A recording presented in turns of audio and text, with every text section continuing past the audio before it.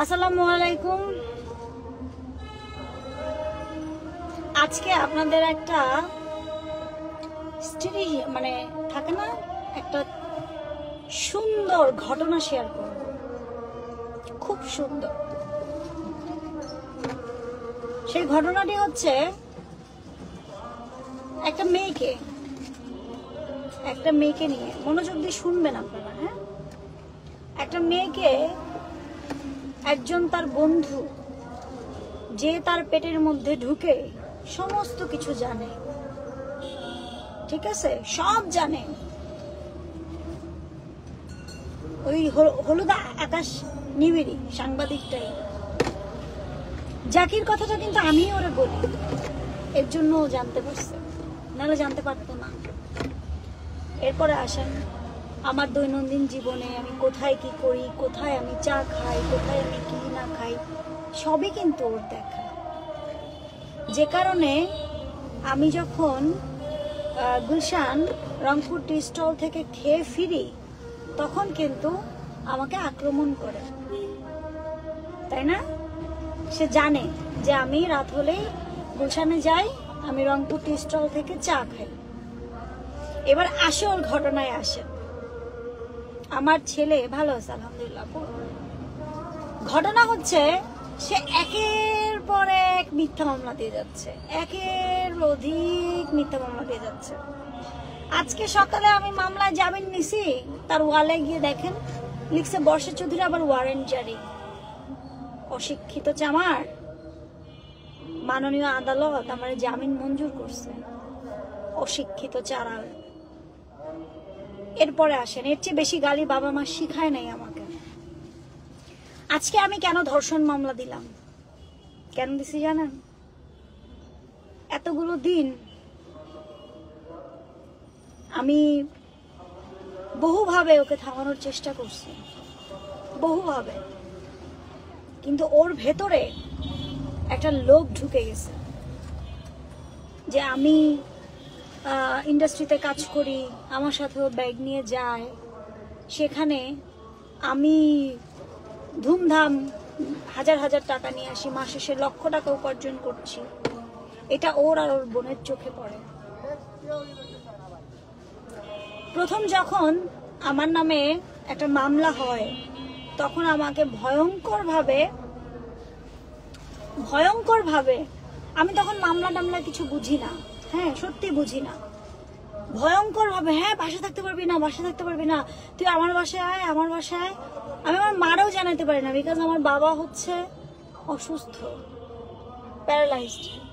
আমার বাবাকে, মাকে জানলে বাবা জানবে, জানাতে পারি না। এমন তো অবস্থায় আমি নিজে বোরখা পরে, ও আমাকে বলে বোরখা পরে শুধু চোখ বের করে রাখবি, তোর নামে মামলা হয়েছে, লুকায় থাকতে হবে। তখন আমি ওর বাসায় যাই। ওর বাসায় যাওয়ার পরে ও আমাকে যে কমিটমেন্ট দেয় যে আমার পাশে ওর বোন আর বোনের মেয়ে ঘুমাবে, আর আমি অ্যান্টি ডিপ্রেশনে আছি বহু বছর ধরে। রুমি মারা যাওয়ার পর থেকে ডক্টরের প্রেসক্রাইবড ঘুমের ওষুধ খেয়ে আমাকে ঘুমাতে হয়। আপনারা মনোযোগ দিয়ে আমার কথাগুলো শুনবেন। এবং তার পরবর্তীতে আমি ঘুমায় পড়ছিলাম ওই রুমটায়। ওই রুমের চাদর এত নোংরা ছিল, ওই রুমটা এত নোংরা ছিল। ওই রুমের দেখবেন ব্যাকে যেই কি বলে এটাকে, পর্দা, ওইটা আমি মৌচাকে গিয়ে কিনি। বিছানার চাদর মৌচাকে গিয়ে কিনি। হ্যাঁ, ওয়ারিং এর কোনো প্রবলেম নাই বন্ধু, ওয়ারিং এর কোনো প্রবলেম নাই, আমি এটা দেখছি, কথা বুঝছো? ওয়ারিং এর কোনো ফল্ট আমি পাইনি বন্ধু।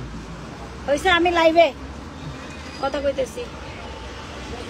তো পরবর্তীতে আমি ঘুমাচ্ছিলাম, ঘুমের ওষুধ খাওয়া, এটার সাক্ষীও আছে। ঘুমের ওষুধ খাওয়া, আমার হুঁশ নাই, আমি ঘুমাচ্ছি। হঠাৎ করে দেখি অলমোস্ট মানে মিডনাইট বলতে ওরা সারা রাত সজাগ থাকে, মিডনাইট বলতে 3টা কি 4টা নাগাদ। আমি এটাকে আনতে চাই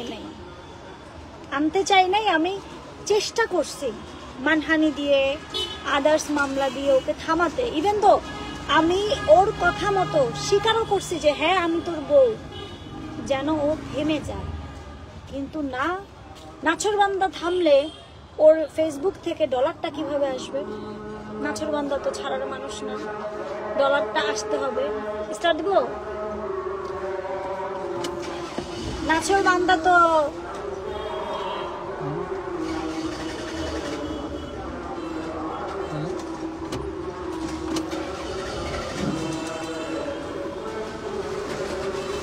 নাছরবান্দা তো ছাড়াছাড়ি নাই কোনো। হ্যাঁ, সে দেখি করছেই তো করছেই। পরের দিনই আমি একটা সাধারণ ডায়েরি করলাম। কি করবো?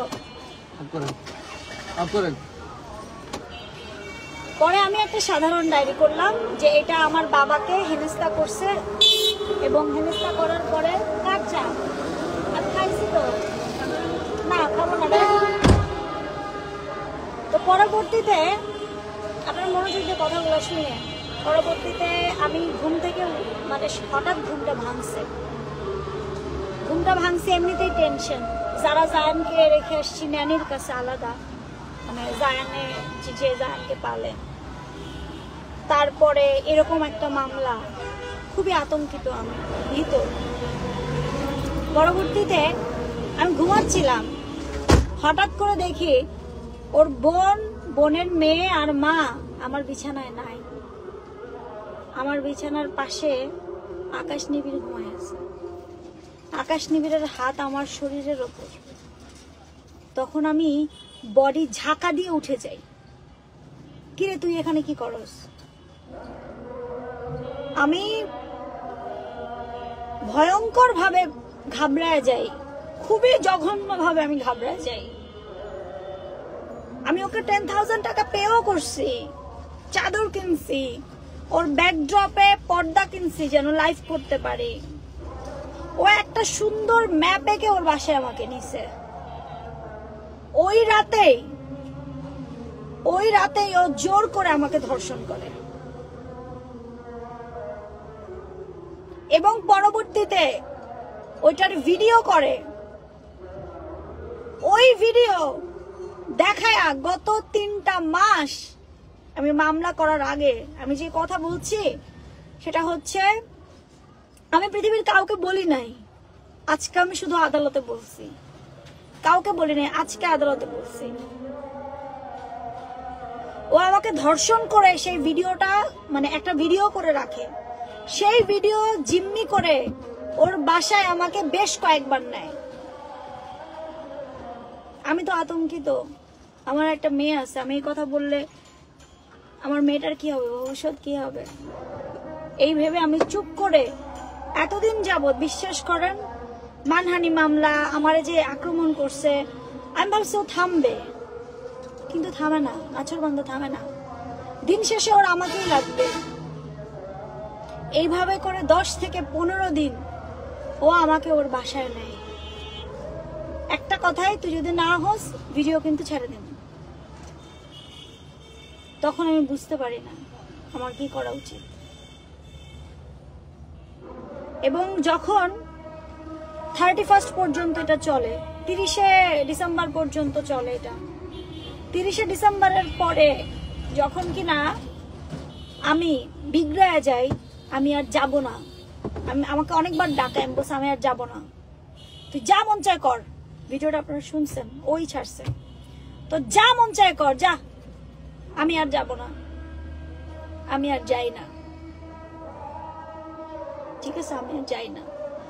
এবং যখন যাই না তখনই ও আমাকে দেয় ম্যারিড টু বর্ষা চৌধুরী, আরেকটা ব্ল্যাকমেল শুরু। সেটা কি, আমি তার বউ, যেটার যুক্তি ভিত্তি নিকানামা কিছুই নাই। এবং বউ বউ বলেও ও সমাজে আমাকে হেয় প্রতিপন্ন করে, সামাজিক, আর্থিক, আমার কাজ, পুরো ফিল্ড নষ্ট করে দেয়। আজকে আমাকে উইমেন্স সেন্টার থেকে বলছে আপনার লজ্জা পাওয়ার কিছু নাই। হ্যাঁ, উইমেন্স সেন্টার এটা হচ্ছে গিয়ে মহিলাদের নিয়ে কাজ করে, পুলিশরাই, সমস্ত পুলিশ অফিসাররা মেয়ে। সেখান থেকে বলছে আপনার ভয় পাওয়ার কিছু নাই, অনেক হয়েছে, এবার আপনি সত্যটা বলেন। কেন বলবেন? কারণ সত্যটা না বললে এই ছেলেকে আটকাতে পারবেন না, আপনাকে খুনও করে ফেলতে পারে। তারপরে আমি চুপ ছিলাম। যখন ও ডেকেও আমাকে পায় না, বারবার ডাকে আমি যাই না, বারবার ডাকে আমি যাই না, এবং আমি ওকে পাল্টা জবাব দিছি, যা ভিডিও ছাড়, ভিডিও ছাড়, যা, তুই জোর করে আমার ধর্ষণ করছিস, জিম্মি করে করে তুই তোর বাসায় আমার আনিস। ও কিন্তু বলছে, দারোয়ান কিন্তু বলছে যে আমি ওর বাসায় যাই, ও কিন্তু বলছে 2 মাসের সংসার। ওর মুখের কথাতেই আপনারা বুঝে নেন, ওর নিজের মুখের কথা, বিয়ে করছে। তারপরে কি করলো, যখন আমি আর যাই না তখন গিয়ে ও বউ দাবি করলো। পরবর্তীতে আমি মানহানি মামলা করি। মানহানি মামলা করার কারণ হচ্ছে ও যদি থামলো না। তারপরে প্রকাশ্যে এসে আমাকে হুমকি দিল, ও আর ওর বোন ছুরি দিয়ে আঘাত করলো, মামলা হইল, জেলে গেল। একটা জেল, একটা আদালত জামিন তখন দেয় যে জামিনের কিছু ক্রাইটেরিয়া থাকে, শর্ত থাকে, যে এই কাজ করা যাবে না জামিনে বেরিয়ে আসলে। সে তার 3 গুণ করে, এবং ওই 3 গুণ করার কারণে আজকে বিশ্বাস করেন আমি বাধ্য হয়েছি ধর্ষণ মামলা দায়ের করতে। আমাকে অনেক জোর করে, টাকা পয়সা, ওর মা বলেন, ওর বোন বলেন। আমি ওর মা বোন নিয়ে কথা বলবো না, আমি ওর শ্রেণীর না। ও যেমন আমার বাবাকে গিয়ে হুমকি ধামকি দিয়ে আসে, আমার বাবাকে বলে আমি আপনার মেয়ের জামাই। সেটার জন্য আজকে একটা এজাহার হয়েছে, মামলা হয়েছে। এবং আমি না পারতে উইমেন সেন্টার থেকে তারা আমাকে সহযোগিতা করে, র‍্যাব 10 সবাই আমাকে প্রমাণগুলো দেখে এবং কোর্টের আদেশ সব দেখে ওরা ধর্ষণ মামলাটা নেয়, এবং এটা এফআইআর হয়ে গেছে, এটা অলরেডি অ্যারেস্ট ওয়ারেন্ট হয়ে গেছে। এটা অলরেডি অ্যারেস্ট ওয়ারেন্ট হয়ে গেছে। আপনারা বলেন, একটা ছেলে ও কি মানুষ না অমানুষ, যে একটা বাবার সমতুল্য।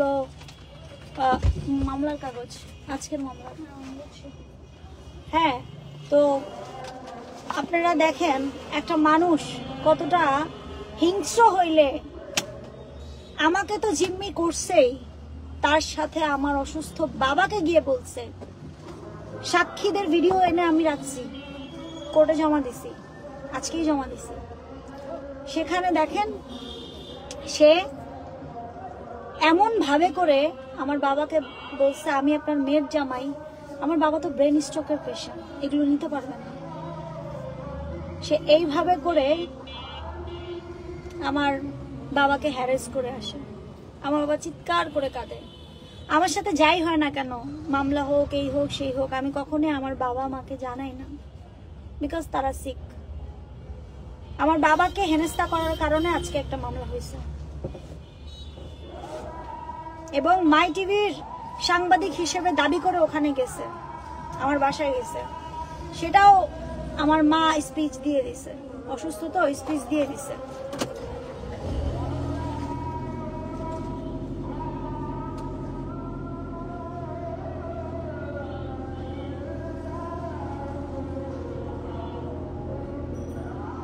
অভিশাপ দিয়ে লাভ নাই, সত্য তো সত্যই।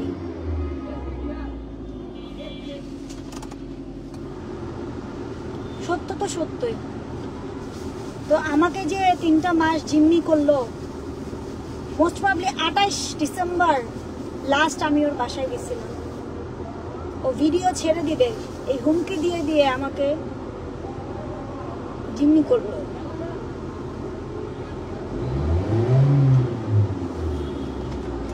ঠিক আছে। এবং পরবর্তীতে আজকে উইমেন হেল্প সেন্টার থেকে যারা মহিলা পুলিশ আছে তারা আমাকে হেল্প করলো, সমস্ত কিছু জানলো। হ্যাঁ, তারা আমাকে সার্বিক সহযোগিতা করছে এবং সবকিছু মিলায়া আলহামদুলিল্লাহ। কারণ আইন দেখবে প্রমাণ। আমি যদি সত্য স্বচ্ছ হই সেটা আইন সুন্দর করে দেখবে, আর আমি যদি মিথ্যা হই, আমি যদি মিথ্যা নিয়ে চলি তাহলে অন্যটা। মিথ্যা মামলা কখনো টিকে না। তার যে মামলাগুলো, আজকে সকালে আমি জামিন নিয়ে আসছি, অথচ সে পোস্ট করছে দেখেন যে আমার নামে ওয়ারেন্ট জারি হইল। জানেই না যে কলেক্টে কলম ভাঙে, সে তো জানেই না। আমি লয়ার স্টুডেন্ট না, কিন্তু আমি প্রত্যেকটা মামলার আগে প্রত্যেকটা কত ধারার সেগুলো পড়ে আমি যাই। আমার পেছনে কেউ নাই আল্লাহ ছাড়া, কেউ নাই। আমার আপনার মানে কোনো ধরনের পারমিশন ছাড়া যদি কেউ ফিজিক্যালি অ্যাবিউজ করে, ফিজিক্যালি সেক্স করে উইদাউট পারমিশন, সেটাকেই ধর্ষণ বলা হয়। ও একদিন দুদিন না, টানা 2 মাস। ও নিজে কিন্তু ভিডিওতে বলছে, প্রমাণ আছে, যে 2 মাস সংসার করে গেছে। আমি সংসার করে যাই নাই, আমাকে জিম্মি করে নিছে। ওই ভিডিওটা ওর কাছে আছে।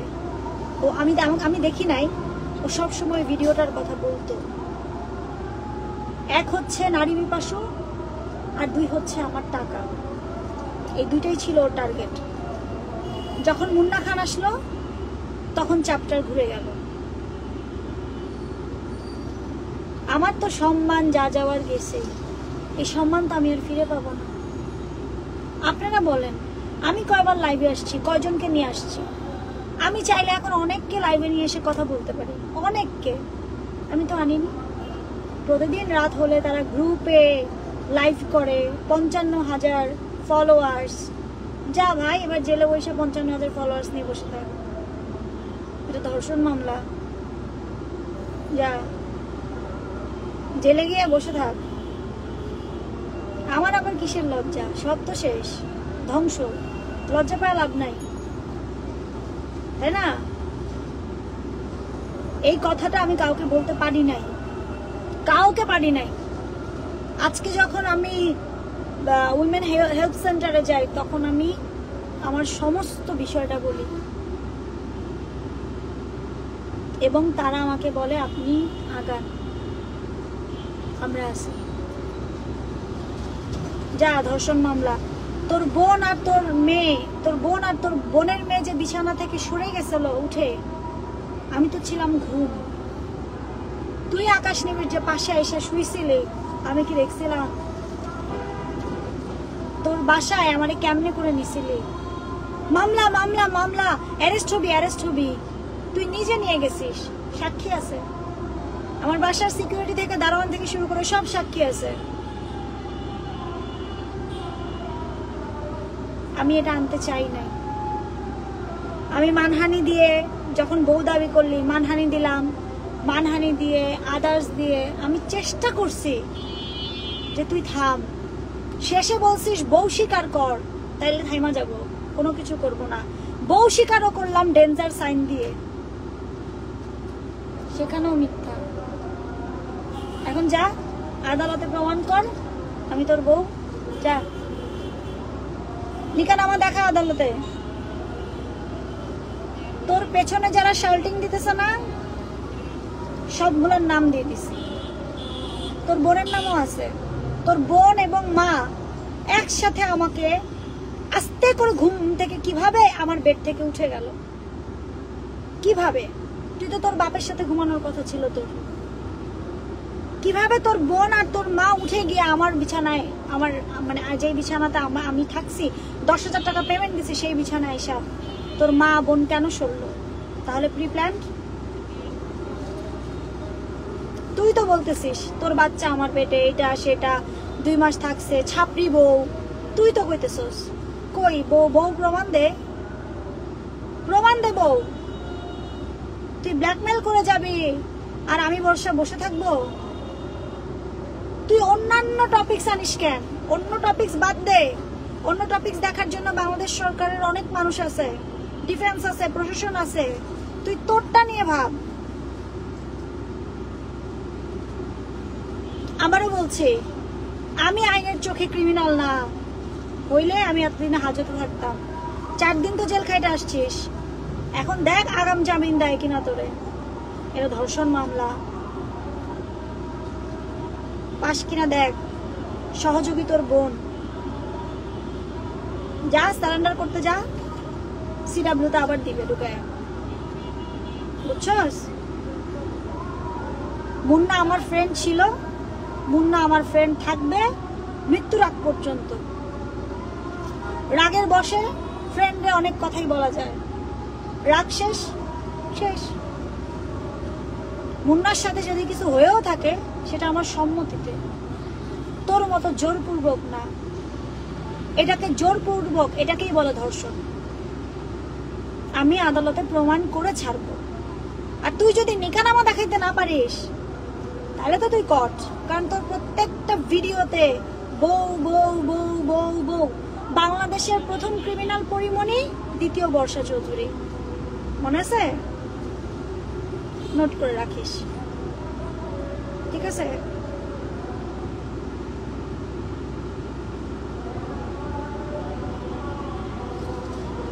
আমাকে সবাই ধর্ষণ করে না আপু, আমি শুয়ে আছি, আমার বেডে কেন আসবে ওই ছেলে? কেন? আমি তো ছাড়বো না। আমার ক্যারিয়ার শেষ, আমার সামাজিকতা শেষ, আমার অবস্থান শেষ, আমি এগুলো নিয়ে কোনো বদার নাই। কিন্তু আমার বাবাকে গিয়ে যখন হিট করছে, এখন আমি বদার করছি, এখন আমি চিন্তিত আমার সন্তান, আমার বাচ্চা এবং তারই সাথে আমার বাবাকে নিয়ে। কেন একজন ধর্ষকের লজ্জা না করলে একটা ধর্ষিতা মেয়ের কেন লজ্জা করবে?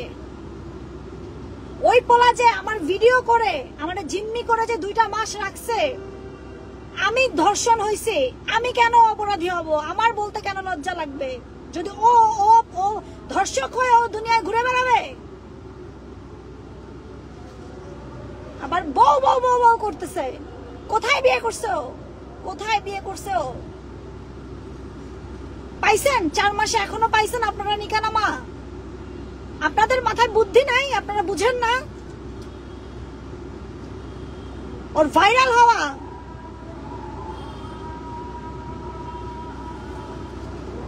ও যদি আদালতে নিকানামা প্রমাণ না করতে পারে ওর অবস্থা কি হবে শুধু দেখবেন। 4 দিন জেল খেটে তো আসছে, এবার দেখেন কত সপ্তাহ জেলে বসে থাকে। আমি চুপ ছিলাম চক্ষু লজ্জার ভয়ে এবং নিজের মান সম্মানের ভয়ে। ভাবছিলাম মানহানি, তারপরে মারছে যে, এগুলা দিয়ে ওরা থামানো যাবে। এ তো নাছোড়বান্দা, থামবে না। এবং আমি আজকে কোর্টে যাওয়ার আগে আমি বাংলাদেশের ডিফেন্সের মানে উচ্চতর কর্মকর্তা যারা আছে সবার সাথে বুঝে তারপরে গিয়ে আমি ধর্ষণ মামলা করছি। যা কোর্টে যা, সিডব্লিউ তে ওয়ারেন্ট নিয়ে আয়, যা ওয়ারেন্ট কি বলে জামিন নিয়ে যা, দিবে এবার হামদায়া, যা। এই সত্যটা আনতে চাই নাই, তুই আনতে বাধ্য করছিস। আমি বর্ষা, আমি ক্রিমিনাল না। আমি যদি ক্রিমিনাল হতাম আমি হাজতে থাকতাম, বিন্দাস ঘুরে বেড়াইতাম না। আলহামদুলিল্লাহ I am not a criminal. আদালতে যাই প্রতিদিন, আদালতের চোখে আমি ক্রিমিনাল না। তোরা 100টা মিথ্যা মামলা দিবি আর আমি একটা দিব, তোদের 100টা সমান একটা। কাজের মতো কাজ, জায়গা মতো জায়গা, ঠিক আছে? ভালো থাক। এই লাইফটা শুধু তোর জন্য, তোর family included, your mother included, your father included, তোর ওই যে সাবলেটের যে রুমের মহিলা, ওই মহিলা যেই রুমটা সাবলেট ভাড়া দিছিস ইনক্লুডেড, তোর বোন, তোর বোনের কিছু ভিডিও আমার হাতে আসছে, ওগুলো আমি আদালতে দিব, ডিজিটাল প্ল্যাটফর্মে দিব না, কিন্তু আদালতে দিব। প্যাড বের করে সিগারেট খাইতে খাইতে যে ভিডিওগুলো করছে না, সব আছে আমার কাছে, জায়গা মতো দিব। আর আমার 14 গোষ্ঠীর খানদান কিন্তু মরে নাই, বাইচা আছে। আমারে কেউ হিট করতে করতে সুইসাইডাল অ্যাটেম্প পর্যন্ত নিয়ে নিছি আমি, তোদের মতো পিচাস নর পিচাসের জন্য। আমার কোনো গডফাদার নাই, আমার মাথার ওপর আল্লাহ ছাড়া কেউ নাই। তোরা এতগুলা পুরুষ আর আমি একা একটা মেয়ে, তোরা আমাকে মানসিক রোগী বানায় ফেলছিস। হসপিটাল থেকে সার্টিফিকেট দিয়ে দিছে। আয় কোর্টে দেখা হবে, আয়।